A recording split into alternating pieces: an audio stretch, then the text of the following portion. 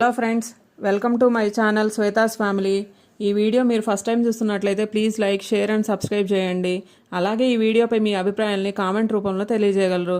నేను ఈ వీడియోలో మీకు వెరైటీ రైస్, పుదీనా పన్నీర్ రైస్ ఎలా చేయాలో సింపుల్గా ఈజీ ప్రాసెస్లో చేసి చూపిస్తానండి. ఇందుకోసం పుదీనా, ఉల్లిపాయలు, టమాటా, పన్నీర్, పచ్చిమిరపకాయలు, జీడిపప్పు, కొత్తిమీర, అల్లం వెల్లుల్లి పేస్ట్, అలాగే బియ్యం, కొన్ని మసాలా దినుసులండి.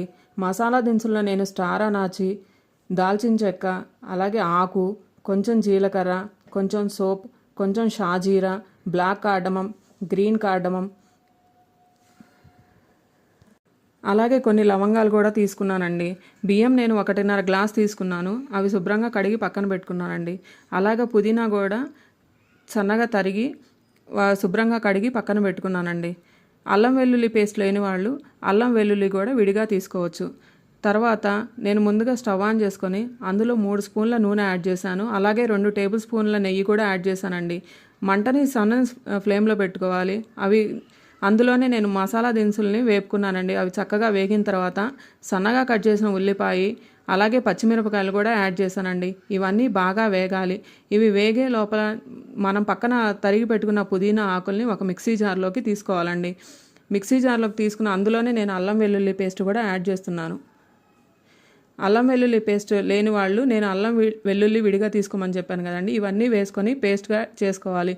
ఇందులో మనం నీరు ఏమీ యాడ్ చేసే పని లేదు. పుదీనాలోనే ఉండే నీరే సరిపోతుందండి. అలాగే మనం పన్నీర్ తీసుకున్నాం కదా, ఆ పన్నీర్ని కూడా మనం సన్నగా ముక్కలుగా చేసి పెట్టుకోవాలి. ఎంత సైజు కావాలంటే ఆ సైజులో మనం సన్నగా తరిగి పక్కన పెట్టుకోవాలి. ఎందుకంటే అవి కూడా ఫ్రై చేసుకొని రైస్ రెసిపీలో మనం యాడ్ చేసుకోవాలండి. ఈ లోపల మనం పక్కన స్టవ్ మీద ఉల్లిపాయ మిశ్రమం ఉంది కదండి, అది చక్కగా వేపుకుంటూ కదుపుతూ ఉండాలి. అలా కదపకుండా ఉంచుకోకూడదు, ఎందుకంటే అడుగంటే ప్రమాదం ఉంది. ఈ లోపల పక్కన ఇంకో స్టవ్ ఆన్ చేసుకొని అందులో బాండి పెట్టుకొని 2 టేబుల్ స్పూన్ల నెయ్యి అయితే యాడ్ చేశానండి. నేను నూనె ఎక్కువ వాడట్లేదు. అలాగే అందులో ముందుగా రెడీ చేసి పెట్టుకున్న జీడిపప్పుని బాగా వేపుకోవాలి. ఈ లోపల గిన్నె ఉల్లిపాయ మిశ్రమంలో మనం తరిగి పెట్టుకున్న టమాటాలని యాడ్ చేయాలి. టమాటా ముక్కలు కాకపోతే మనం టమాటా ప్యూరీని కూడా యాడ్ చేసుకోవచ్చు. ఎందుకంటే అది తొందరగా వేగుతుంది. అలాగే ఈ లోపల మన పక్కన బాండీలో జీడిపప్పుల్ని కదుపుతూ అవి వేగిన తర్వాత తీసి పక్కన పెట్టుకోవాలి. ఆ నెయ్యిలు మిశ్రమంలోనే మనం పక్కన రెడీ చేసి పెట్టుకున్న పన్నీర్ ముక్కల్ని కూడా బాగా వేపుకోవాలండి. అవి ఎలా వేగాలంటే పైన క్రిస్పీగా, లోపల మెత్తగా ఉండాలి. ఇవి ఎక్కువగా ఉండటం వల్ల పిల్లలు కొంచెం తినడానికి ఇష్టపడతారు. లేకపోతే మనం మిల్ మేకర్ని కూడా ఉడికిచ్చి పెట్టుకున్న మిల్ మేకర్ ముక్కల్ని కూడా యాడ్ చేసుకోవచ్చండి. ఈ లోపల మన పక్కన గిన్నెలో ఉన్న మిశ్రమాన్ని అయితే కదుపుతూ ఉండాలి. పన్నీర్ ముక్కలు కూడా వేగాయి లేదో చూసుకోవాలి. అవి వేగిన తర్వాత స్టవ్ ఆఫ్ చేసుకోవాలండి. ఈ లోపల మనం టమాటా, ఉల్లిపాయ మిశ్రమం వేగింది అనుకున్న తర్వాత అందులోనే నేను 2 స్పూన్ల కల్లుప్పు యాడ్ చేశాను. ఆ తర్వాత 1/2 స్పూన్ పసుపు యాడ్ చేశాను. అలాగే 1 స్పూన్ కారం యాడ్ చేశాను. అందులోనే కొంచెం 1/2 స్పూన్ గరం మసాలా కూడా టేస్ట్ కోసం యాడ్ చేశానండి. ఇవన్నీ బాగా వేగాలి. వేగిన తర్వాత మనం ముందుగా రెడీ చేసి పెట్టుకున్న పుదీనా మిశ్రమాన్ని యాడ్ చేస్తున్నానండి. పుదీనా మిశ్రమం అనేది బాగా వేగాలి. వేగకపోతే టేస్ట్ బాగుండదు. అలాగే కొంచెం ఘాటుగా ఉంటుంది. పిల్లలు తినడానికి ఇష్టపడరు. అది డార్క్ గ్రీన్ కలర్లోకి మారింది అంటే అది మిశ్రమం బాగా వేగినట్టు. ఈ లోపల నేను దీనికోసం పెరుగు రైతానైతే ప్రిపేర్ చేసుకున్నానండి.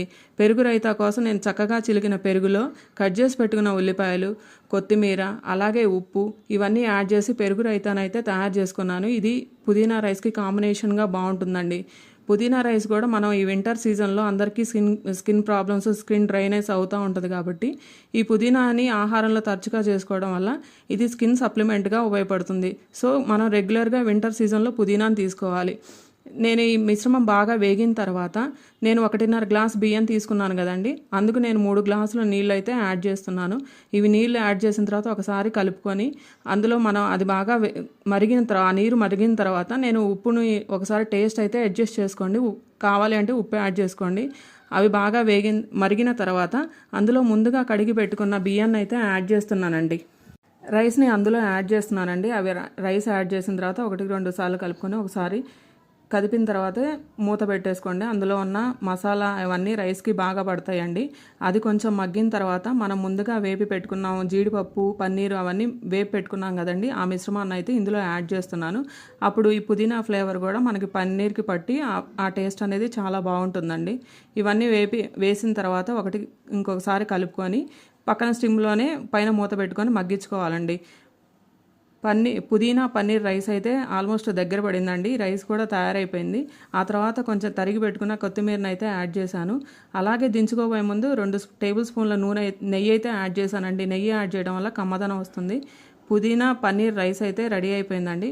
ఇది పెరుగు రైతాతో కాంబినేషన్తో సూపర్గా ఉంటుంది. మీరు కూడా ఒకసారి ట్రై చేయండి. అలాగే మీ అభిప్రాయాల్ని కామెంట్ రూపంలో తెలియజేయగలరు. Thank you.